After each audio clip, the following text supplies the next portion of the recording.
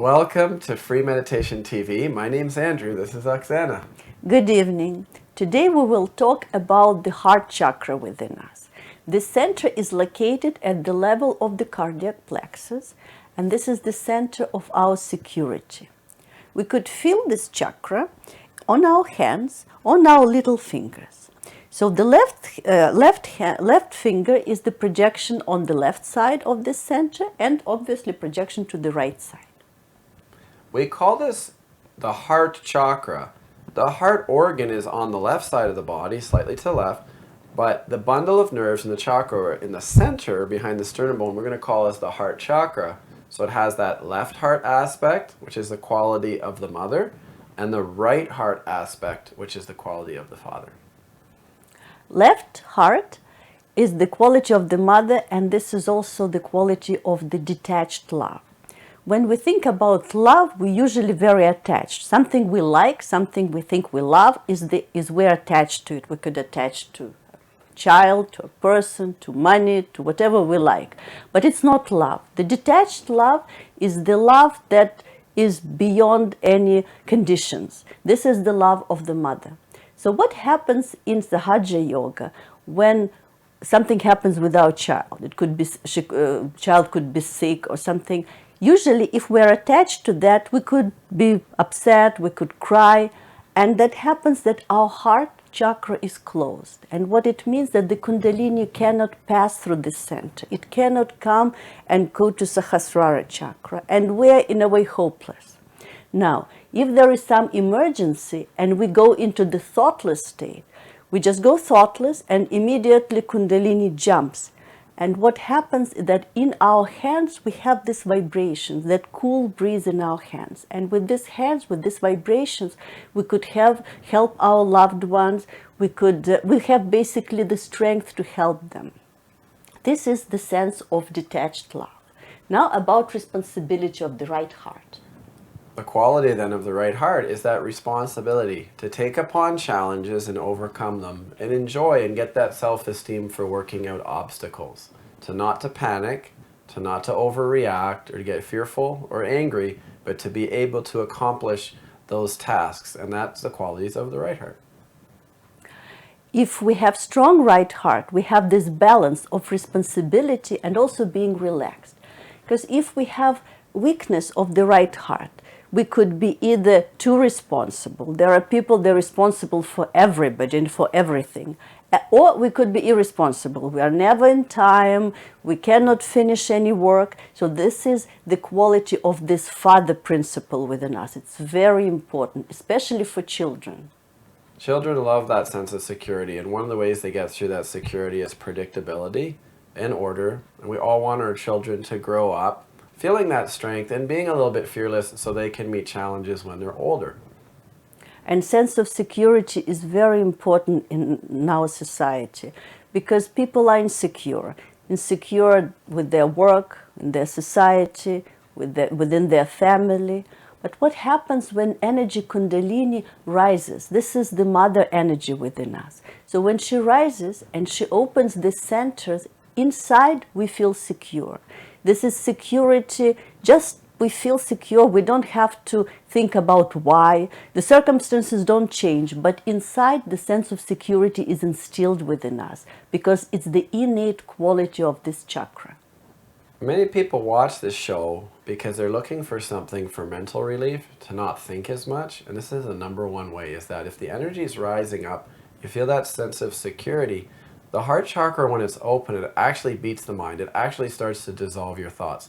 That's one of the number one ways to meditate, is to take a couple deep breaths, feel that security inside, work on the energy of the heart chakra, because what happens is that security takes away your thoughts. And thinking of it another way is, think of a time in your life when you felt a very strong inspiration or a very strong feeling in your heart that you had to accomplish something, would kind of dissolve those thoughts and you're able to accomplish what you need to accomplish in the moment. Now you could watch Srimataji. She's the founder of Sahaja Yoga, and she will tell you more about this center within yourself. If you cannot understand her, don't worry, your Kundalini will react and you will feel vibrations stronger. So now we move to another center.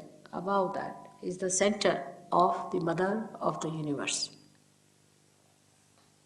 The father resides in this center, previous center, the Nabhi Chakra, and rises above and then settles down on to the right side. This is the fatherhood. Say, a gentleman yesterday told me that he had trouble with his asthma. I don't know if he's come back or not. Is he here?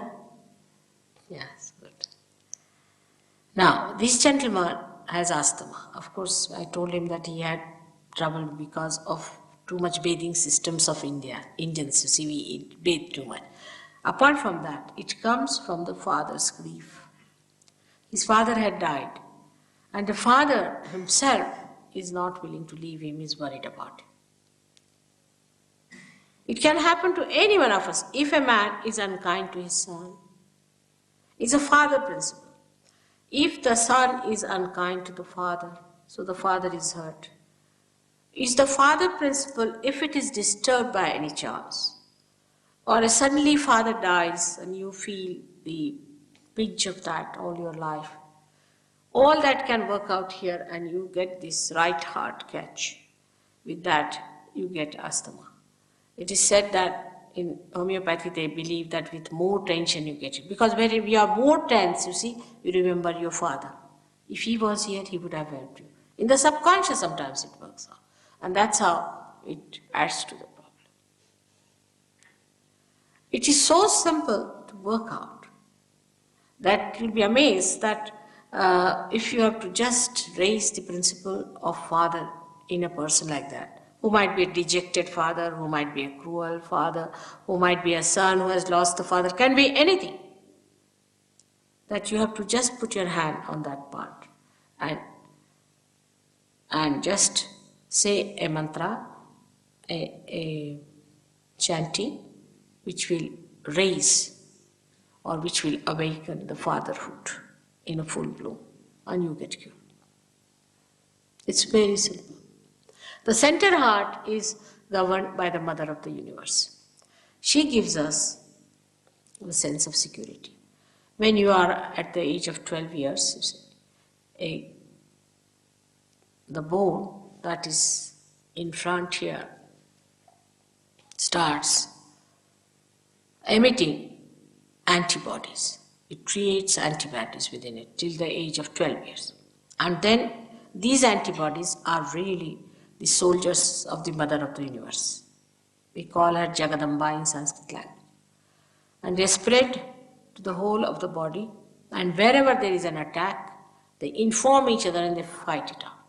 These antibodies are created in the sternum bone, in the front side of the, we can say, the ribs, where the ribs meet, thoracic region, that part, they stay there, are created till the age of 12 years. Now, what happens in ladies, especially, they are the mothers also. When their motherhood is challenged, they get a problem.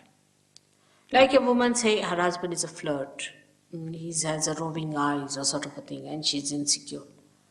Then this motherhood is challenged. And when it is challenged, she gets a problem there. And she gets a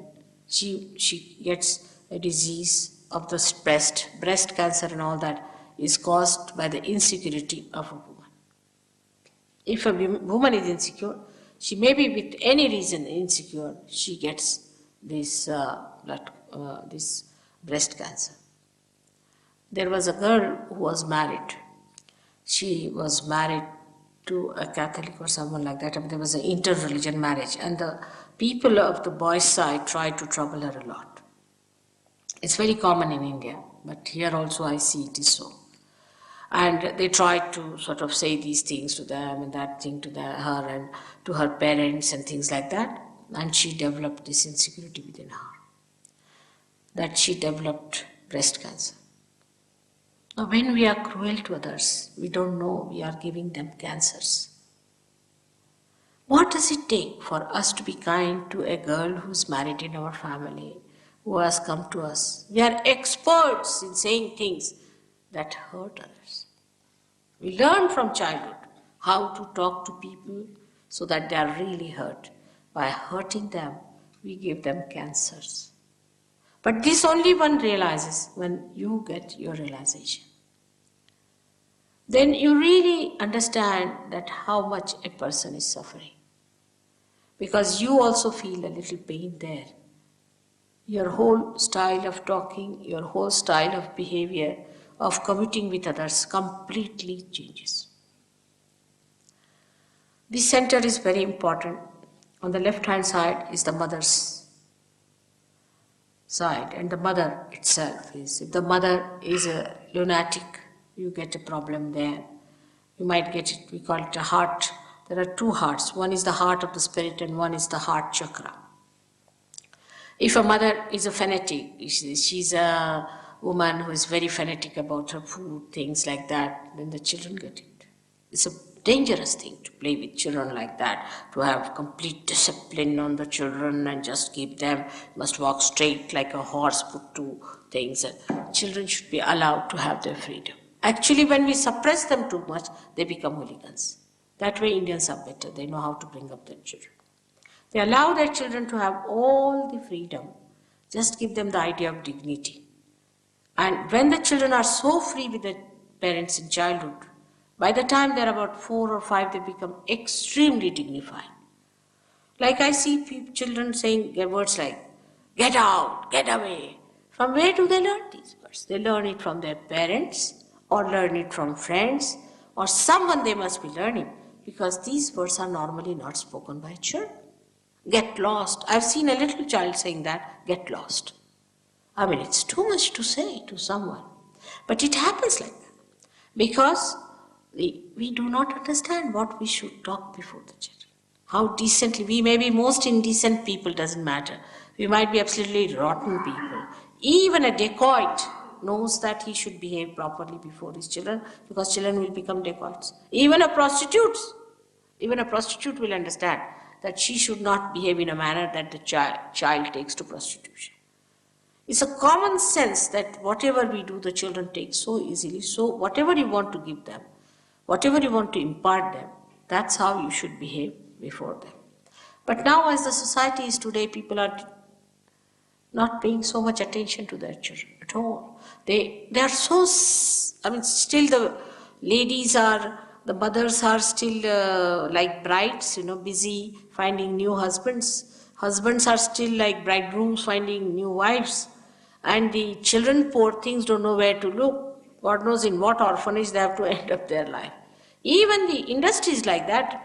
I wanted to buy yesterday a pure cotton frock for a little child. I couldn't find anywhere. Not one frock I could get in the whole of Derbyshire and also in London, for your information, which was pure cotton. I mean, we don't think that children can't bear this artificial man-made fiber. It's very dangerous. It's very bad for their skin. When you were young, you used cotton. You had mills of cotton here. And why give this horrible stuff to your children, which you never had? By the time they grow up to your age, they'll have all blotches on their faces. They'll be, I don't know what diseases they may have of their skin. No one realizes this. The kind of panties you are using, the kind of things you are using for them is very dangerous. I don't know what's going to happen to them. The things they are using, you never used them when you were young. Believe me. And these are the times when they really require complete attention. And these are the times when they are absolutely tortured. Even the industry is not worried about them. Why not make some cotton clothes for little children? Actually, I would say the government must pass a law that no children's clothes should be made of any artificial things. You can have the elders with that, doesn't matter. But for the young children, you can't give them atomic bombs to wear. This is too much. And these modern times, I think, are the cruelest for children. That's why very few children want to be born in these advanced countries. We have to bear the load in India. Let's now meditate for a few minutes by putting our hands like this. Today we talked about the heart chakra, so let's take a couple deep breaths. Bring our hands up to the heart level, breathing out. And you can take a few more deep breaths and see if you feel energy at the level of the heart while we meditate.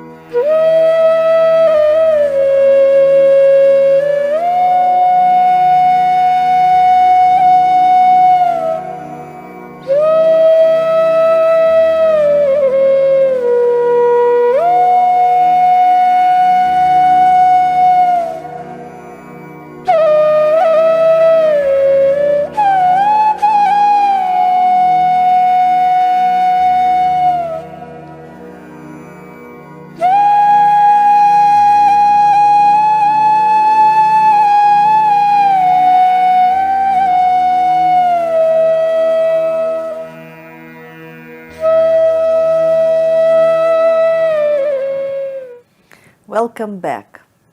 Now we will have some of the questions. Can we hear the questions?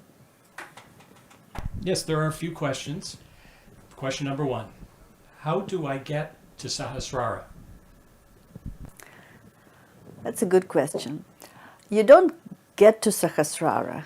Kundalini energy brings you to Sahasrara. What you have to do is that depending where is the problem on the center, you just have to relieve it. Very often we have problems on two centers. On our Vishuddhi chakra, when we feel guilty. So here we could just make a little, it's called like a little bandhan, because chakra is a wheel. So we move the chakra like that. And another center where we could be stuck is our Agya chakra. Here we could just say, close our eyes, and you just say, I forgive, I forgive. Or you could say in Sanskrit language, Ham and Ksham. It means I am and I forgive. And this is how you let Kundalini go up. It's spontaneous process. You don't have to do anything. But when you are there, then you just have to try to stay thoughtless. First for a minute, then maybe for 2 minutes, maybe for 5 minutes. You learn how to stay in Sahasrara. Another way you can check your energy is take your hand and raise it up the spine, the path of the Kundalini rising from the base of the spine to the top of the head. And when you feel the energy, and you're feeling it in your hand and above the head, you can try a few times. The first time I did it, I felt a little pressure when I actually got up to my heart level. Now I'm feeling it about at this level of Vishuddhi. So you can then stop where the energy is stressing, and you can actually start giving vibrations to that spot. Another question? Question number 2. Will meditation fix my asthma? Well, first of all, if you have some medicines, you should continue taking it. But what happens is that from inside, when Kundalini comes to the heart center, to the heart chakra, you might feel, if you have asthma, you might feel tingling and burning on your little finger. It means that there is a problem or not enough energy in the right Anahata chakra, or the right heart chakra. So when you meditate and when you feel Kundalini passes bit by bit, your heart chakra will improve, and your cardiac plexus will improve, and you might feel physically better. In the case of asthma or any problem, weakness in the body, when the energy was not strong in that center, disease or stress has set into different spots of your body. So meditation can help relieve those symptoms. Keep taking your medications, but hopefully the symptoms are going to subside. When I started Saj Yoga, I had very bad allergies to dairy, ragweed season in August. And what happened through meditation was that I found that I didn't have to quite take the allergy medication as much. And sometimes during ragweed season in August, I don't take it altogether. So there can be opportunities that the energy strengthens areas of your body so that your symptoms can subside. Do we have another question?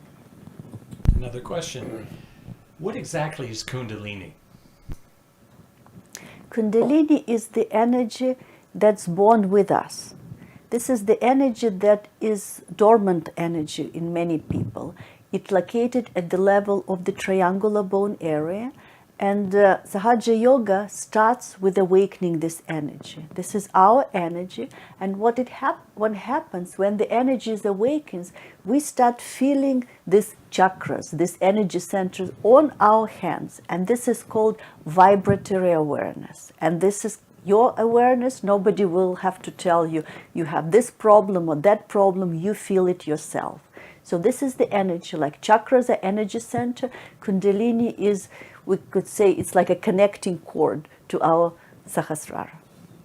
It's a new level of awareness where you can feel something as a coolness or a warmth.